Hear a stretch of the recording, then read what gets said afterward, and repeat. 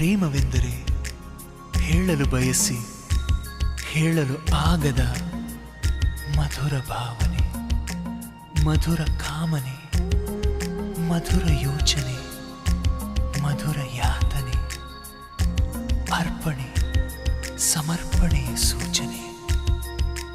ಮನಗಳ ಸರಿಗಮ ಪ್ರೇಮ, ಸುಮಗಳ ಘಮ ಘಮ ಪ್ರೇಮ, ಮಂಜಿನ ಚುಮು ಚುಮು ಪ್ರೇಮ, ಶ್ರಾವಣ ರಿಮ ಜಿಮ ಪ್ರೇಮ.